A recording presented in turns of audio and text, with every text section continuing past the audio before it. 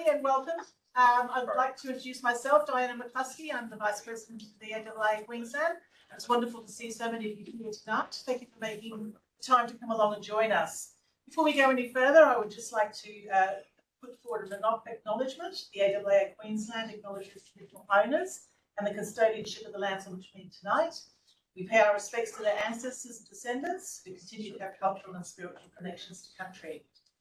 It's my great pleasure on many levels, because I do actually work alongside Shahar. He's two doors down from me. To welcome Shahar Hameiri, Professor Shahar Hameiri tonight to talk about his latest book. He'll be discussing his book, Locked Up Country, Learning the Lessons from Australia's COVID-19 Response. Shahar is Professor of International Politics at the University of Queensland. He's an expert on security and development in Asia, and he has authored several books, including Cracked China, which I think we've talked about here before, so welcome back. Shahar has also written extensively on the politics of global health security. When the COVID-19 pandemic hit, Shahar directed his attention towards understanding the response back home in Australia. And the result is his book, which is available for purchase after the event. The book, Locked Up Country, is co-authored with Dr. Tom Chodor. And over to you, Shahar. Thank you so much, Diana. Thank you very much for coming. So, firstly, I'd like to also acknowledge the traditional meet, and I really would like to thank you all for coming out on a Tuesday night, which is very nice. I braved the traffic, and I presume all of you would have done the same, so thank you. This is going to be a little bit different from the usual book talk that we've done. We've done a few of these launches around the country.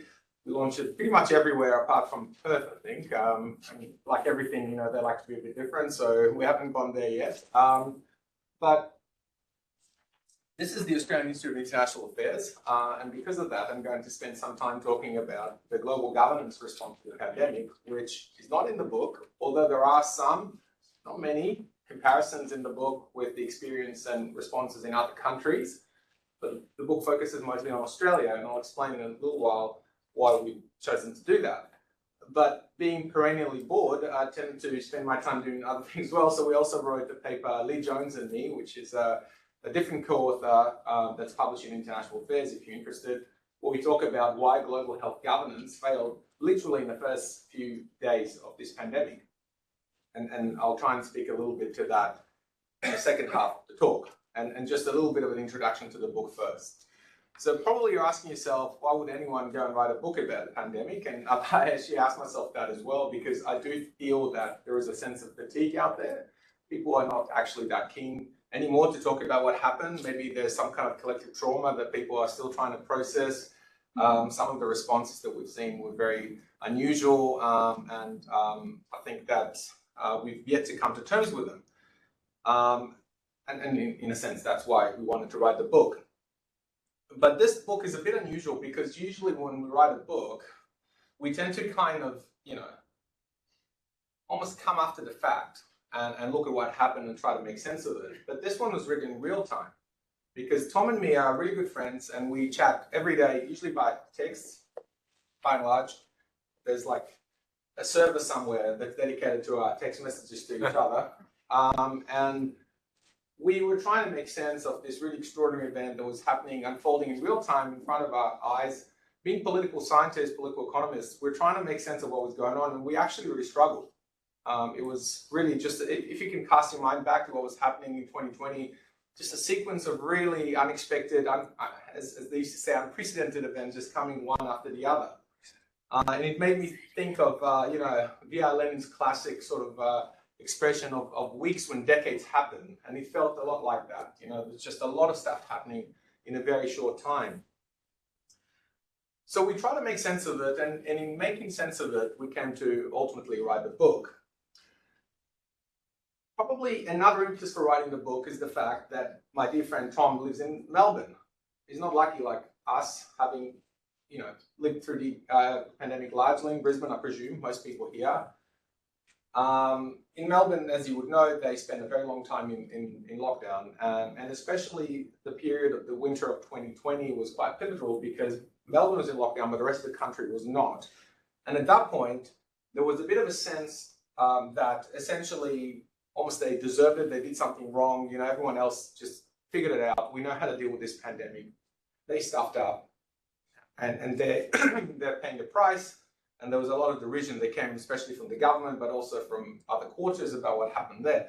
But we kind of dug deep into what happened in Melbourne at the time, and we actually thought that what happened in Melbourne could happen anywhere, because the same problems that led to what happened in Melbourne to us were actually present in all other states, and indeed across the country, and in many other countries as well.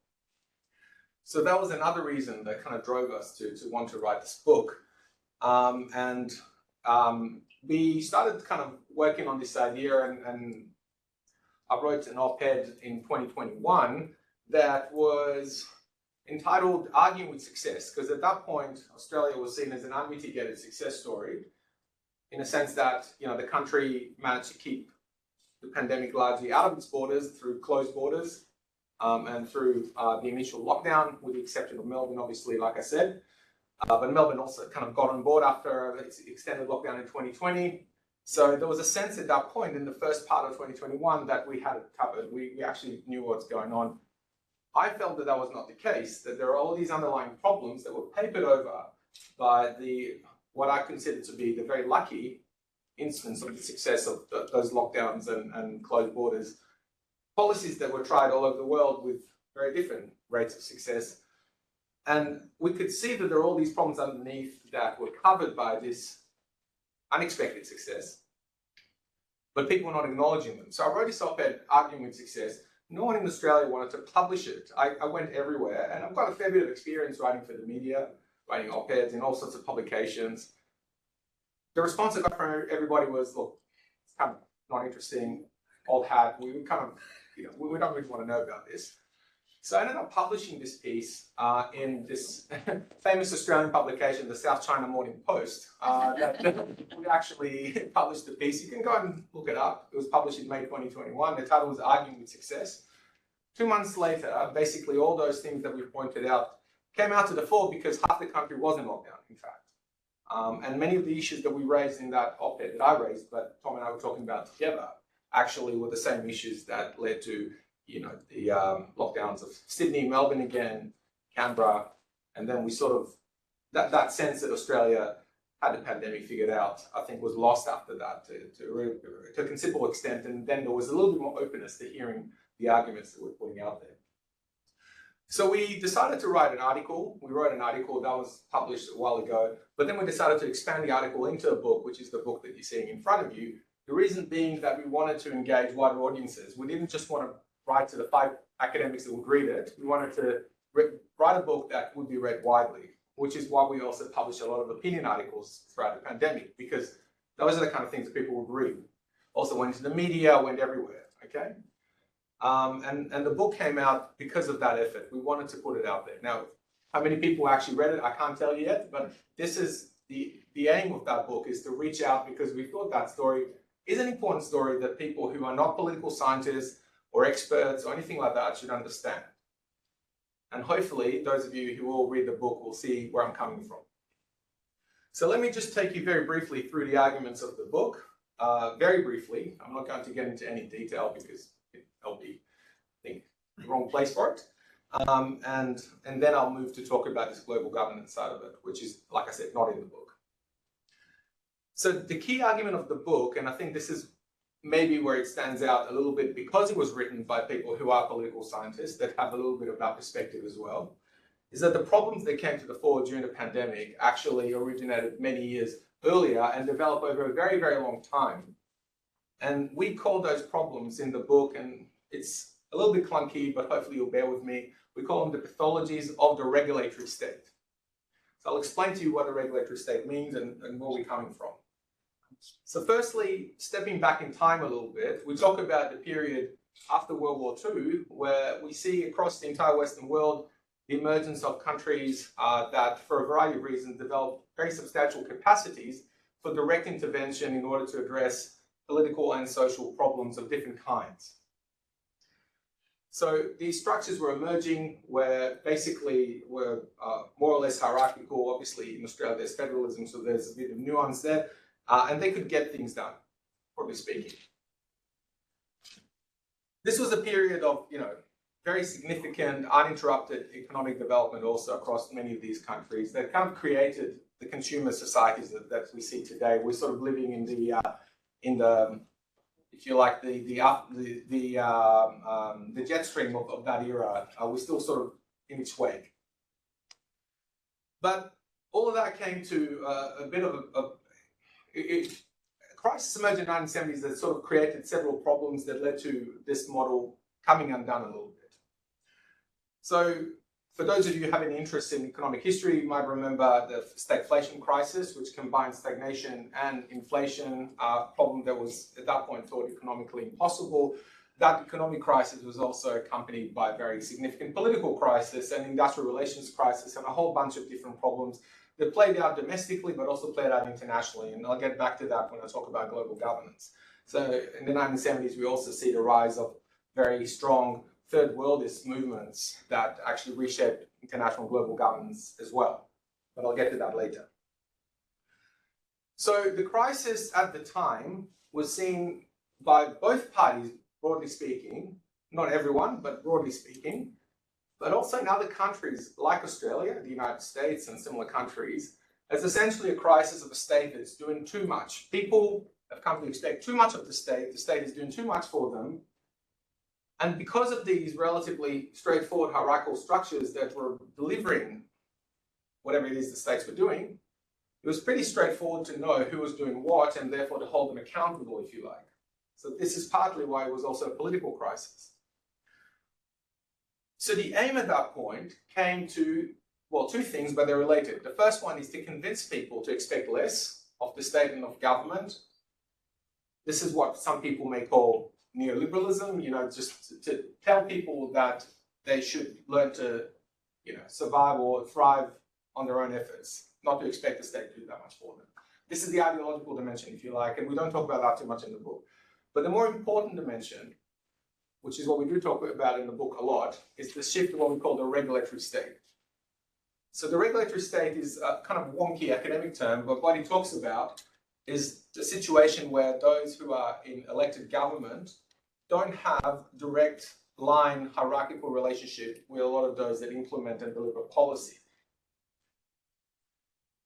And the idea is basically to create a bit of an arm's length relationship between elected government and those who are involved in the policy process and indeed implement policy, in order to essentially distance those who are elected from policy making and its outcomes.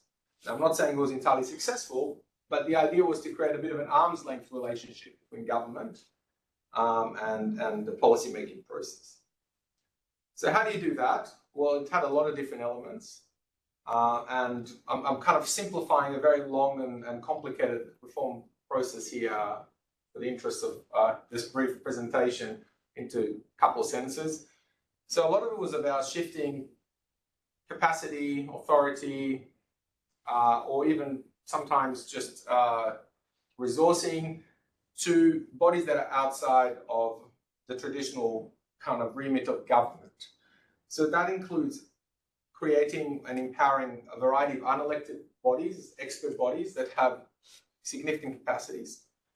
Probably the classic example here would be something like the Federal Reserve, which is obviously was not created at that point, but was increasingly made independent. So that means that if you elect a government, doesn't matter what kind it is, your capacity to shape what the Federal Reserve does is very hardly existed really.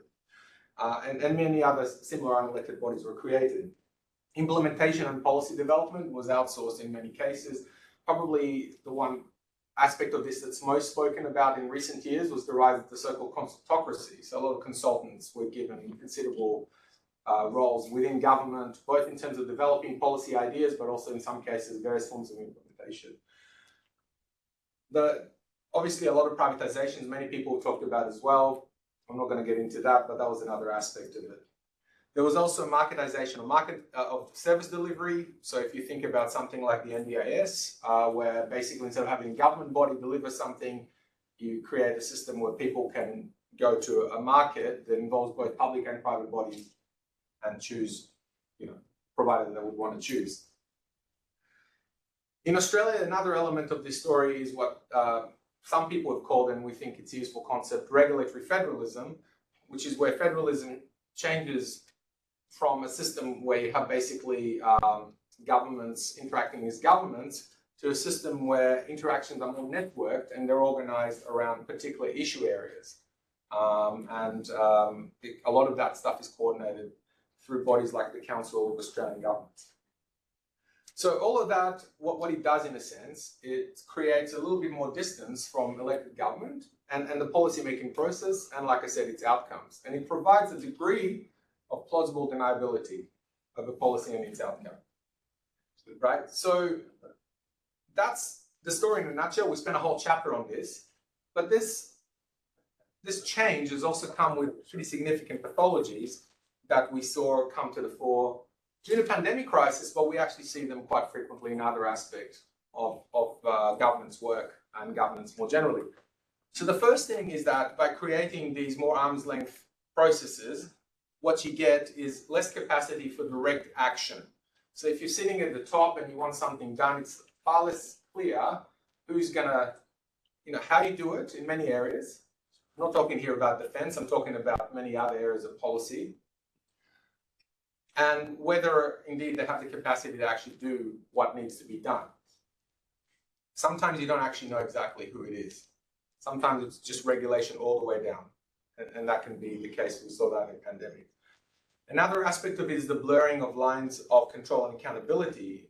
In some cases, it is genuinely hard to know who's in charge, if anyone, and whether they have the capacities they need to do what they're supposed to do. Again, we saw that happen very often during the pandemic crisis. Probably the best example would be hotel quarantine, which we talk about at great length in the book. Now, if you don't know who's in charge and, and how, the result, unsurprisingly, is a bit of a hit to accountability as well. It's just very hard to hold someone accountable if you don't actually know who's responsible. So what you see is a lot more, these are not new phenomena, don't get me wrong, but we see a lot more blame shifting and buck passing becoming part of the policy-making process. That's not just between the federal and state governments, which is obviously a big part of the story, but also sometimes between the government and expert bodies that they rely on, and sometimes across state governments, and sometimes between governments and the private sector as well. So for instance, if something goes wrong, you can say that a particular company was the result of that problem, not that government in itself has done something wrong, because they're the ones who are responsible for doing it. And another pathology of this process is that people across the world have actually realized that this is what's going on with government. And across the world, we've seen a decline in trust in democracy. This is not an Australian phenomenon. It's actually happening all over the place. In fact, Australia is probably a little bit better than the average, and we can maybe talk about why. But people have realized, or at least for quite a long time, it took them to realize that if you elect governments, a lot of the time they don't actually do things differently, and they blame each other or other governments and so on for what's going on. In Australia in 2019, the annual survey of Australian attitude towards democracy and leaders found its lowest ever results, that only a quarter of Australians are happy with the way things are in relation to democratic institutions and leaders, and that's an aspect of the story. So, how have these pathologies affected the pandemic response? This gets us to kind of the meat of the book. We have several chapters in the book that talk about different aspects. Chapter 2 talks about the leader, so it talks about planning and how these pathologies shape planning. Then we have a chapter about hotel quarantine, which is my favorite part of the book because it's got the title "The Grand Hotel Bungle Fest," which as a fan of Wes Anderson, I loved it. It made me feel like we could be a little bit like tabloid journalists, which is pretty good. Chapter 4 is a chapter that talks about lockdowns, which were very big aspects of the pandemic response in Australia. And chapter 5, and obviously lockdowns were also part of the failure, resulted from the failures of hotel quarantine. Because since hotel quarantine failed, it reintroduced the pandemic into society, and you got lockdowns. And obviously closed borders, which is something that all of us are very familiar with, because in Queensland that was the main part of the response. Chapter 5, entitled "The Stroll Out," I don't have to tell you what it's about. It's about the vaccine campaign, which took a very long time to get started and prolonged. the suffering of those states that were in lockdown. And then finally, we finish in a conclusion where we draw out the implications of this process. So these pathologies, keep those in mind. How do they affect the pandemic response?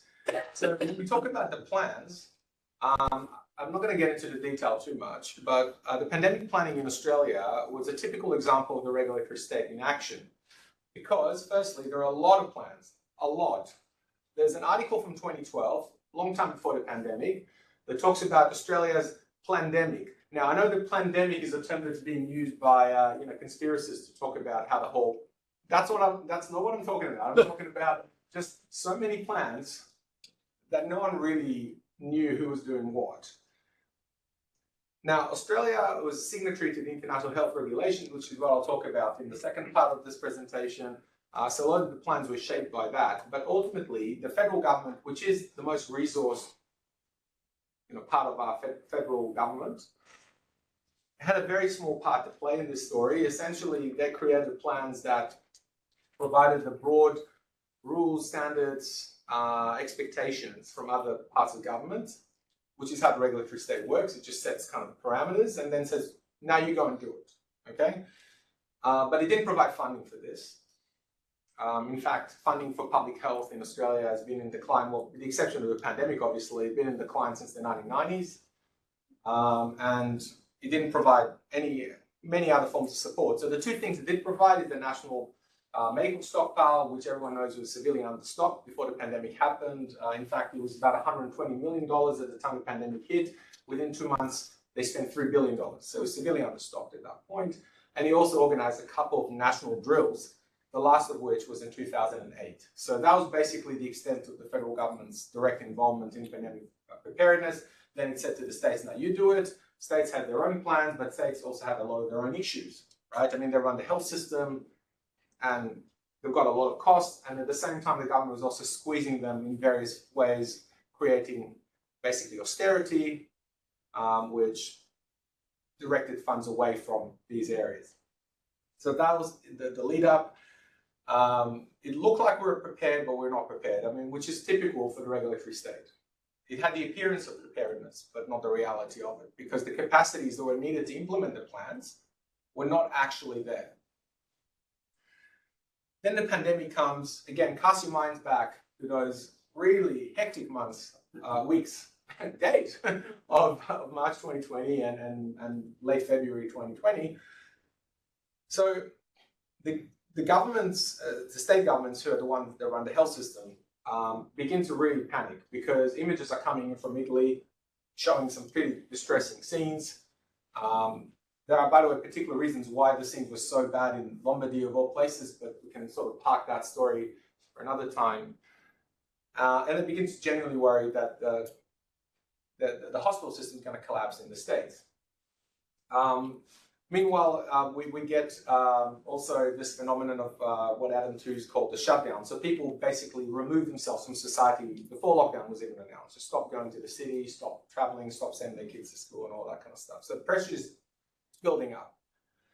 And then they look to those capacities that are meant to be there according to the plan, and they realize pretty quickly they're not there. They actually had a bit of a sense. And in that scramble, they basically turned to do what the countries were already beginning to do, and that's an interesting story in itself, and basically impose a coordinated lockdown across the whole country and close borders. Neither of these were in the plans. These were literally ad hoc, impromptu measures that were improvised at that point. They're not in any country's pandemic plan. But, and this is where the lucky country aspect comes in Australia, these measures worked in ways that people did not anticipate. They actually eliminated the coronavirus from this entire continent and from Tasmania. No one saw that coming. Again, if you think about what people were talking about at the time, if you can think that far back, or if you want to, you remember they were talking about flattening the curve, which is not the same as elimination, zero COVID, right?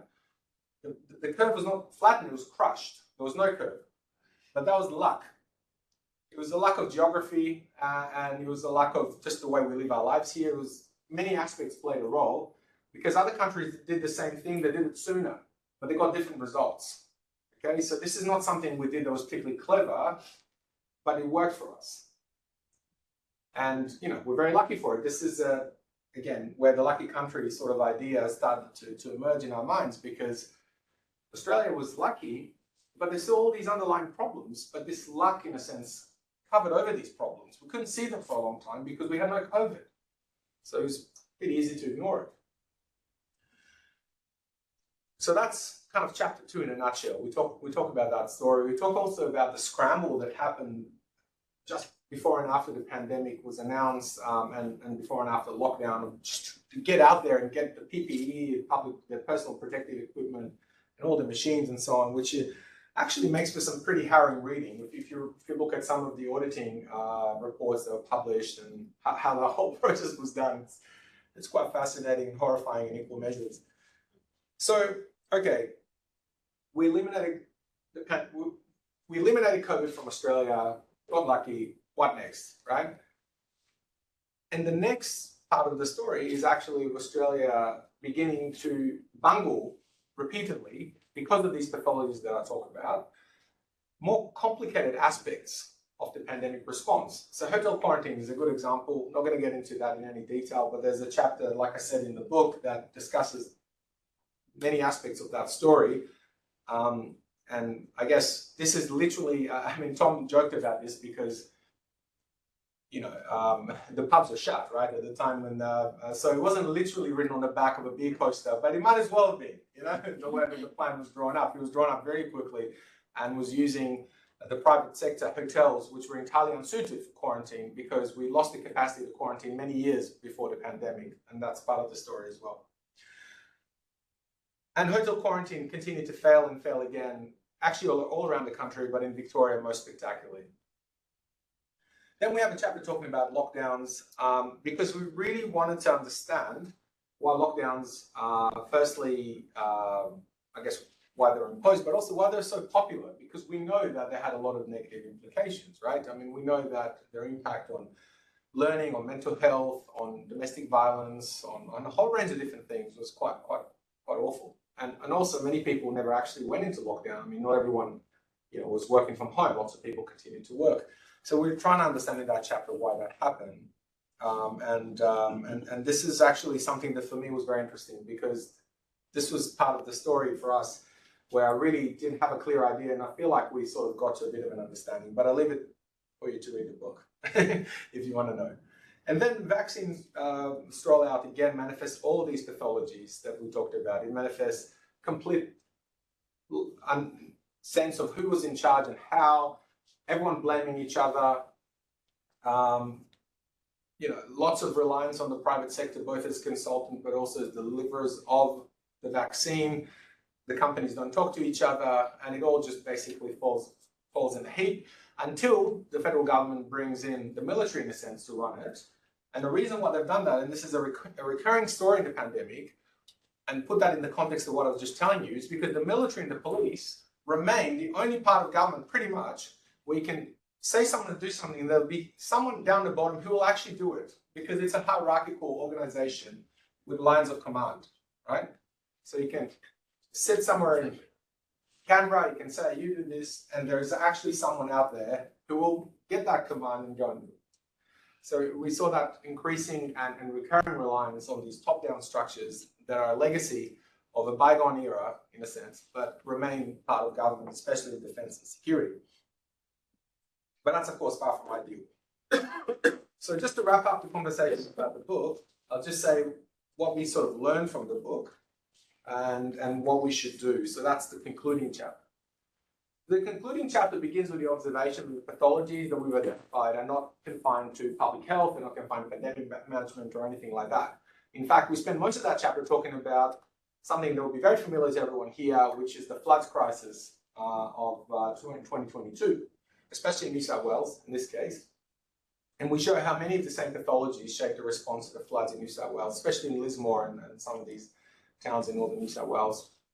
Some pretty horrible stuff happened there, and very much similar kind of things are in play there. So if these things are present across many areas of government and governance more broadly, what we need to do is a question that we are trying to grapple with. So the first thing is we say that we need a massive investment in capacity. We need to rebuild those capacities of the state to do direct action, to actually do things. One thing that's been mentioned in that respect, and it's already happening, is the Australian Centre for Disease Control, the aptly entitled ACDC, and presumably that's going to be very useful. But we're not calling for basically increasing state capacity in a kind of unchecked authoritarian sense, because that's a risk as well. We saw that happening especially in China, where there's plenty of capacity, but it was deployed in some pretty horrifying ways, especially through some pretty intense and lengthy lockdowns. So that's not what we're calling for at all. What we'd like to see is a state that is authoritative, not authoritarian. And to make it authoritative, and this is the tricky part, and this is not a part that we have any clear solutions for, what we need to do is reconnect state and society, because the project that we talked about emerged out of the drive to detach state from society so that people would not have capacity to more directly hold to account the government. So what we need is to reconnect and rebuild those ties between state and society. Now, this is a far more complicated and lengthy political process. This is not something that is amenable to kind of technocratic tweaks or anything like that. But for us, that's the big project. So that's, for you, the story of the book in a nutshell. Hopefully that made you want to read the book and then feel like it's a bit too much to handle at this point, too close to the pandemic. How long have I got? 20 minutes. So about another 10 minutes before we do questions. Sure. So let's talk about the global governance of the pandemic. And it's a misnomer because there wasn't a global governance of the pandemic. One of the most, we said in that article that one of the earliest victims of COVID-19 was global health governance. It basically just fell out the window pretty much the moment that COVID spread, certainly to the United States and Europe. So who among this audience has heard of the international health regulations? Okay, there's 1, 2, 3, okay. That's good, many people have not heard about them. So that was essentially the global governance mechanism that was created after the SARS crisis, or much smaller crisis, SARS epidemic in 2003, to handle infectious disease spread around the world. But the IHRs completely failed as soon as the pandemic struck. And in that article, we try to explain why. Okay, which I think is really important because it's also important in terms of what comes next. And there's lots of talks about that right now. So basically, the explanations out there for why the international health regulations failed is there are two explanations and they often come together. One is because you have these great powers, namely the United States and China, that are really selfish and also competitive. So that's one explanation. And the other explanation is that the WHO was too weak vis-a-vis its member states. So they just did whatever they wanted to do. These are the two explanations out there. We say in the paper that these explanations are wrong because they understand basically what the IHRs was meant to do, how it was designed from the beginning. So you need to understand what it's meant to do and how, in order to understand why it failed, and I guess what are the potential pros and cons of any alternative system. The thing about the IHRs is they were never meant to empower the WHO vis-a-vis its member states, whether great powers or any other powers. Never meant to do that. Essentially, because we have very little prospect of having states cede any meaningful sovereignty to any global governance regime, let alone one run by the WHO, I think to actually couch the failure in terms of WHO not having enough power is not very useful. So let's explain what actually failed there. Let's understand what actually failed.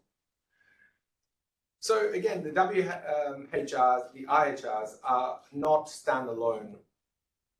It's not a standalone mode of governance.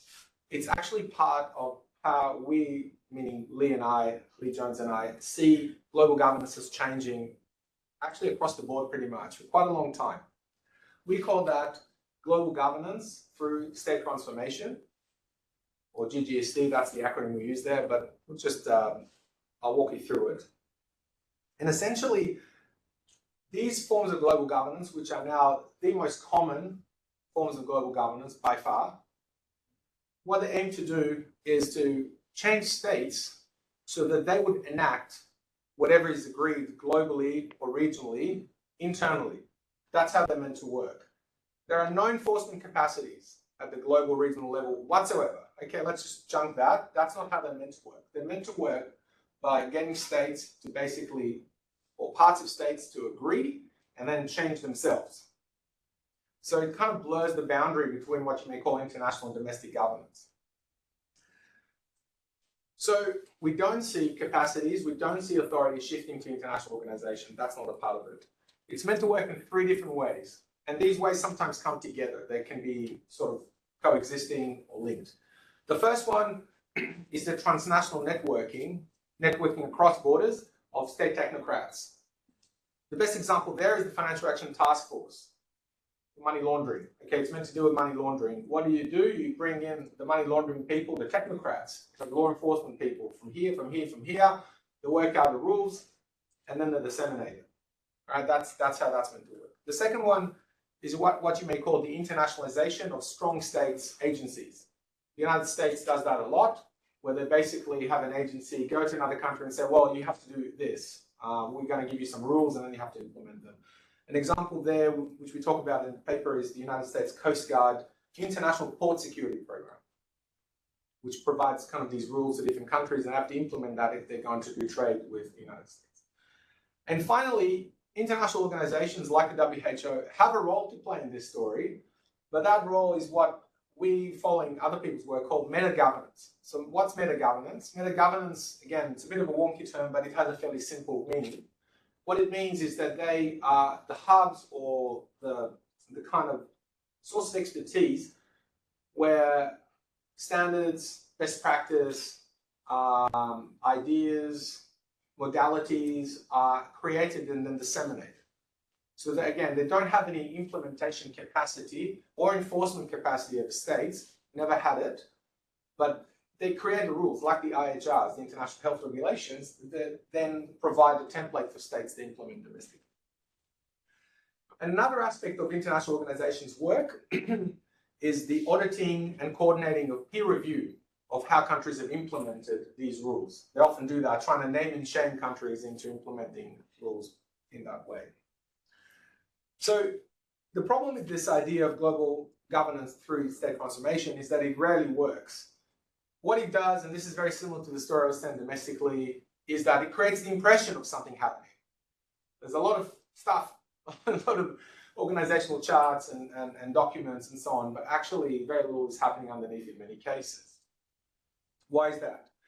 3 reasons why it often fails. The first one is that it's inherently contradictory. Why? Because its very existence relies on the kinds of changes in states that I was just describing in the Australian case, right? That creates all these agencies that interact across borders, right? But the very changes that I'm talking about actually take capacities away from states, so these states are actually incapable of addressing many of these issues. So that's a contradiction. The second part of it is that it's a de-democratized, depoliticized approach to governance. So you're basically saying, let's get the technocrats, come together, they'll work it out, and then we'll basically just implement it domestically. So the whole point is to circumvent politics, circumvent sovereignty, to circumvent domestic vested interests, whatever is out there. But because you do that, you never actually have any kind of serious mandate. You never actually build constituencies around these policies. Has anyone, like, this is why I asked you about, has anyone heard of the International Health Regulations? Because there's no public constituency for it, because most people have not even heard of it, right? It's just something that created up there and then comes down. And finally, we see domestic power relations conditioning implementation in practice. So, you get some implementation in some cases, sometimes not so much, sometimes parts of it, and so on. So, can I take like 2 minutes? Is that all right? Just to finish the story? Yeah. Okay. Right? That's global governance. Right. So, what happened with international health regulations during COVID? Essentially, WHO has long been disempowered by its member states. This is a story that goes back to the 1970s when they got embroiled in the, if anyone here has long enough memories, the new international economic order. They were talking about health for all. Western countries were saying we don't like that because we don't want to be, responsible for it. So they defunded the WHO, started to ship public health and health money to the World Bank instead, and created the WHO as a service delivery organization. So basically, we have a project for you, we give you money, you do that project. So actually, the WHO's own budget is like $1 billion, which is nothing. That's roughly what it is. They have about $5 billion with all these different projects that are delegated to them. Right. So the WHO in response shifts to meta-governance and latches onto this idea of global health security. So it says, well, obviously you don't want to fund us, we're going to make ourselves useful. There are all these new diseases emerging out in the world, zoonotic diseases and so on. So we're going to talk about global health security and you're going to fund us for that. And they find some allies in many countries' public health agencies, which are also being defunded around that time, and see that as a new agenda that they can benefit from. Now, the SARS crisis hits, and that creates impetus for the international health regulations to change. If anyone knows anything about the old international health regulations, they're more about just controlling a very small number of diseases in particular contact points, like ports, international airports, and so on. The new ones are global governance as state transformation, what I was talking about before. It's about creating rules and then getting countries to implement these rules. But essentially, this is created with no supranational enforcement powers, apart from the WHO just being able to declare public health emergency of international concern. And there's no funding to support implementation anywhere, including in many developing countries. And essentially, the entire emphasis after that is about auditing how well countries have implemented these rules. The WHO's own audit in 2018 suggests that very badly. Only about a third implemented the international health regulations. It might be funny for you, maybe in hindsight, to know that all the countries that were seen as the best prepared actually failed very badly, almost all of them, during the pandemic response, including the United States and so on. Because what the audit actually does is audit essentially box ticking. So create certain templates, and then countries that are really good at box ticking, like the United States, like UK and so on, they got high marks. Not so much other countries, but they also didn't have the capacities to deal with this. Now, up until COVID-19 hits, we got kind of lucky because the earlier epidemics like SARS, like H5N1 and others happened generally far away in relatively poor developing countries. So countries that had the capacity to some extent could mobilize the emergency responses and go and do something about it there. But these pandemics, like I said, luckily did not have a capacity to spread very much and they're contained. So what happened in COVID is we see all these things coming together. We basically see the hollowing out of the WHO and its subservience to major donor countries, which has been a long-term phenomenon.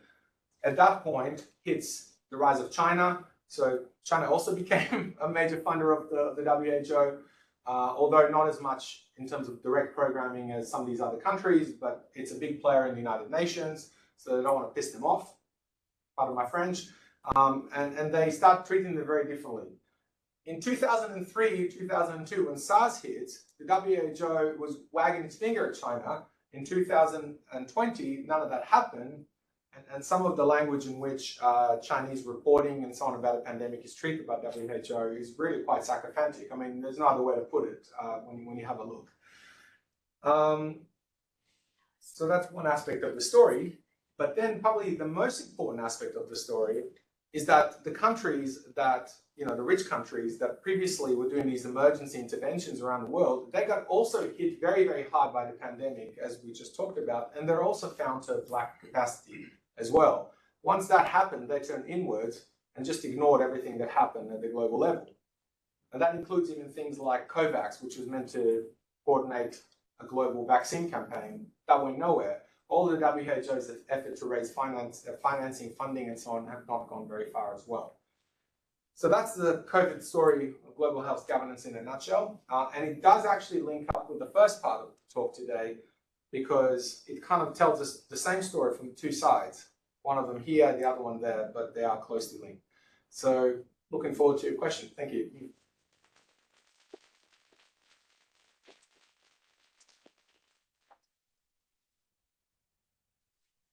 Do you want to? I know you got maybe you should chair or Dan? Thank you. So is the answer our Minister for Health, Mark Butler, needs to set up in public health a dedicated body, fund it properly, and with ongoing responsibility, and rehearsal drills. That's one of the. I'm halfway through your book. I mean, that doesn't seem really to come out of your, change from command and control to governance. It's just lack of funding of a body, a thing that's going to happen. There's a very good chance we're going to get another one in our lifetime. Yeah, so that's a part of the explanation, that part of the solution. What we talk about is essentially that we need to rebuild those capacities, and we need to rebuild public capacities to get things done. Okay, so we need to have agencies, not just the military, not just the police, that when things like that happen, actually are resourced, well-trained, and have the capacity to act if someone tells them to.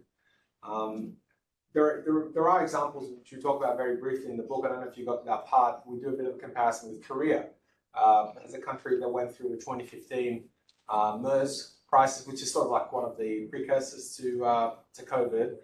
And they, in response to that, this was a fairly minor public health issue at the time, but they invested very heavily in building up domestic capacities to respond. So that involves having a very significant public body for managing infectious disease crises, building up many hospitals, their own capacities to isolate, to treat, to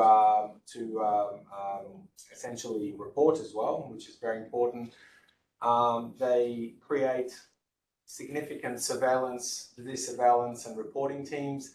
They build up technological capacities as well. And also because the state that has a very different relationship with business than the Australian state, they actually were able to mobilize the Korean private sector to become involved in that as well. So they created a significant kit production capacity, like test kits production capacity and PPE and a whole range of different things. These things were not done here. I can't even imagine the government here, if they were to do that, would have to beg the private sector to do it, right? I mean, and they kind of did during the pandemic, and with some success in some areas, not so much in others. So it's a very different context. But for us, that's just a part of the story, right? For us, the really important part, I have no solutions here. It's just to make the state more accountable. And the way to make it more accountable is by linking it better to society. At the moment, that's not what we have. People have talked about this in many books. They talk about disillusionment with democracy. They talk about how people have turned away. They talk about how, what we have, this is Peter Mayer's brilliant work, we have a cartel party where basically, rather than representing distinct interests in society, it kind of draws on the resources of the state to engage society. So it's kind of inversing the logic of democracy. He talks about the void between those who govern. So anyway, without going on, that's what needs to happen, but that is a very significant political project that emerges out of many decades of the reverse happening, of the increasing disengagement of many of us, most of us, from political life, from parties, from social movements, all that kind of stuff. I don't have a solution. This is just me pointing out the problem. Paul, I think we have a question from Paul. Someone who's been through a lot of natural disasters at a relatively senior level, one of the issues with why the police are used is because they have an established command structure, are everywhere, and have known relationships working with each other. Similarly, if one builds a cyclone shelter, you don't build a cyclone shelter, you build a school gymnasium that is capable of being a cyclone shelter, because cyclones aren't as common as kids running around and playing volleyball. So can I put it to you that one of the challenges is that in building a capacity to respond to pandemics alone, you need to be far broader than that, because whilst we will have another one, we don't have them very often. Yeah. And so it is more about how a state has institutions that can respond to these things broadly than narrowly. I would not disagree with that. I think, look, I mean, There are many ways you can do it in practice. This is not really our aim to kind of say exactly how it should be, but we point out the things that we think need to happen in order to be able to address similar kind of crises, right? So the pathologies are present across many of these different areas, so they're not peculiar to public health. You can see them in other aspects of crisis response and actually in other areas of public policy. I mean, in many cases, if we talk about, say, like I said before, something like, NDIS or something like that, it's just not working very well, and these problems, I think, are connected, and they're connected by these changes that we identify. So whether you want to have a more kind of generalist crisis management capacity with kind of specialist department within that or something like that, look, I mean, I'll leave that for someone else to work out, but I take your point. I think your point is valid. It's just that we need to identify what the problem is, and I think these issues are connected to very deep changes that have happened in our polity and in our society over a very long time. So we can't just band-aid it. I think we need to kind of take a deeper approach in order to address these issues, and that's the kind of claim that we make in the book. So you can get some wins here and there and kind of tweak here and there and do things better, but I think we need to kind of re-energize at a deeper level the relationship that all of us have with the state, and reconnect, basically, make the state more deeply accountable to us, which at the moment I don't think it is. It's and you can only do that by actually having more organic connections between society and the state, which have pretty much all disappeared over the last sort of 30 or 40 years, I would say. Another question over here. So thanks for that. So I'm in violent agreement to a point. So you left out, I suppose, the precursor to COVID, which in Canberra was really important, was the 2019 national bushfire season, which certainly down south was a natural disaster across several states. Yeah. Where Morrison comes up with a famous line, "I don't hold a hose, mate." Now, you know that first chapter entitled "I don't hold a syringe, mate," which is. And I think that's a really important comment. I've used that in another thing coming out later this year about COVID. But the point is the federal government does policy, and the states do implementation. It's not just the police. And I lived in Canberra for 20 years, so I was surprised to find out they do something. But the states do, roads, schools, hospitals, the police. The states do something. The federal government just provides some minor policy. So I think the disconnect is between the federal government doesn't know what to do. And you correctly said they brought the military in to do the planning for the vaccine rollout, a very definite task. They wanted some take charge dudes who were complemented by a whole pile of experts who actually knew what they were talking about rather than just planning people. And I think that there's a very strong view in Canberra now for other circumstances to use, as you said, a beefed up planning section of a part-time people that could be called in extremis. Bear in mind that this was a pandemic, but other people are concerned about mobilising society for international crisis, i.e. war and stuff like that, or for the next big natural disaster. So this is not something that we can avoid anymore. This is a problem. And I'm really glad you brought up the Lismore case, which is a huge disaster for Australia, that it would seem we're completely incapable of solving, that we were always capable of doing before. But I said the solution at the moment, I think, is being seen to beef up the planning, to direct people, if you like, to take charge and direct people. Now, whether that's sufficient, I'm not sure, but that's going to be, I think, the interim solution until someone works out something better. Yeah, I think you're absolutely right. Look, I don't have much to add to that. I mean, just to say that, we say that Morrison, because Morrison as a person obviously had many flaws, so I don't think many people will disagree, and he was very much inclined to deny responsibility. But we argue that while he got a lot of the attention for that behaviour is actually intrinsic. I think that he did the right thing. He stood back and let the states do it because he realised that the federal government wasn't capable of doing it. No, absolutely. Look, and again, this is where we have a section that we talk about this shift to regulatory federalism as a way in which the relationship between the governments have shifted. So it's one thing for the federal government to, let's say, provide funding for states to build up their capacity to get things done. Another thing to create regulatory mechanisms to basically shape how states do things so they can fund them less, right? Which is actually how a lot of that has played out over the past several decades, quite a long time really. And that's quite important as well. Next question. Just have one final question. So I'm just going to, just to support the comment that the states actually held the expertise, but the federal government didn't, because the state health department is full of career bureaucrats who move from department to department. Yeah. So when they're faced with a crisis, they have to turn to the states. One of your comments was there was a bit about luck and the difference in Australia, and also the difference between states and about luck. And I actually would suggest, and this goes to the bushfires as well, that there is a difference in Queensland in that we had lived through natural disaster after natural disaster every year, and being someone who was in the bureaucracy, every year, bang on, natural disaster, and all those systems came into play, including on other crises. So I was involved in the needles and strawberries, right? You know, same system, same process, same relationships. COVID hit. The difference, of course, that COVID immersed the entire government as opposed to every other crisis that tends to subsume. So there was a difference, and the Queensland was onto it before the other states about its preparedness to react. But I wanted to try and draw out this question of authoritative advice, because one of the things that's happened in the public sector is that authoritative advice has dropped right down in the status of the within the levels of, so that if you are an expert in your field, you are buried between layers of policy and political influence, so that if you want to hear the voice of an expert, they're usually a mid-level bureaucrat who spent years in the field, as opposed to the ED or the top director who's meant to know all about it, but they don't know a thing.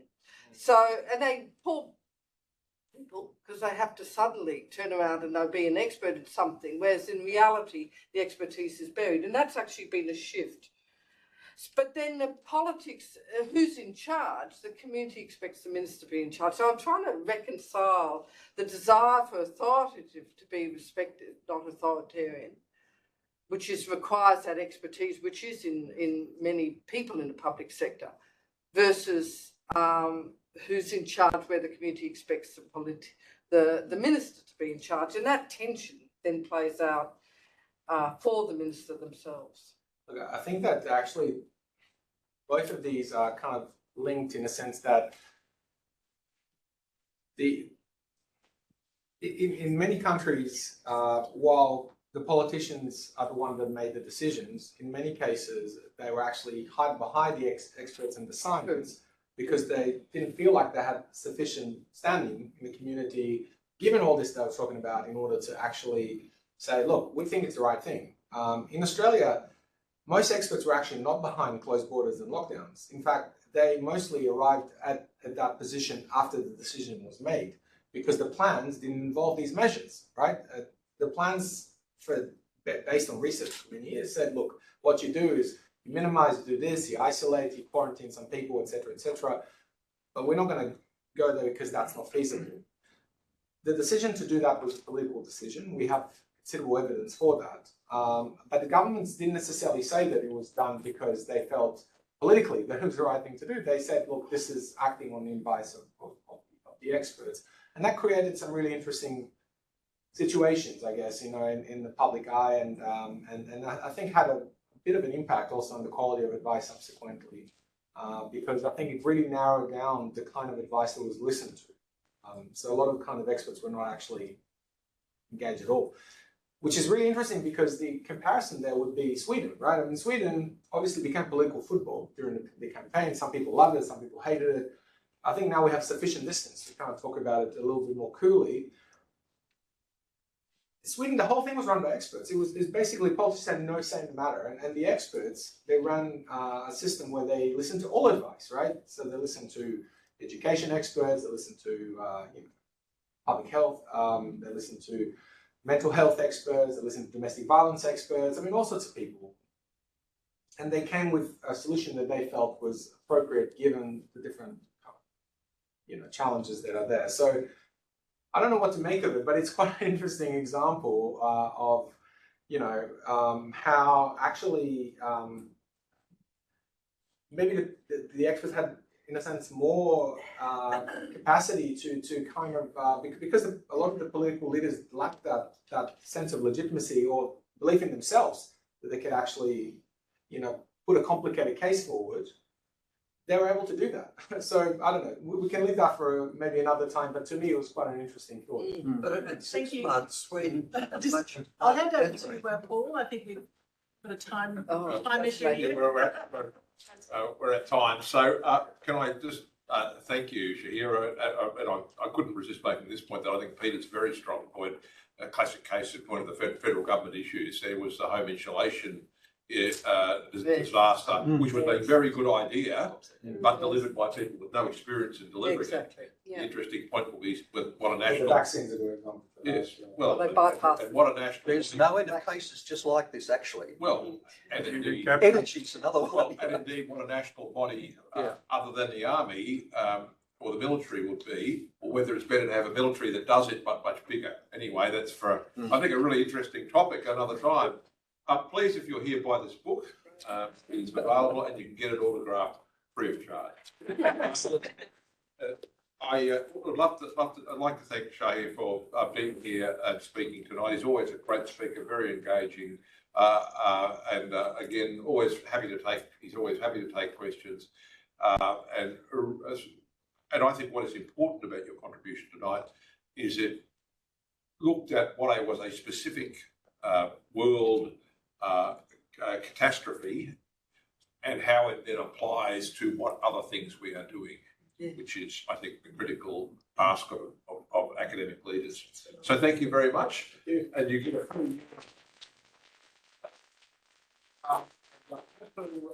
for those of you online and in the audience, just to let you know that we have got a lot coming up.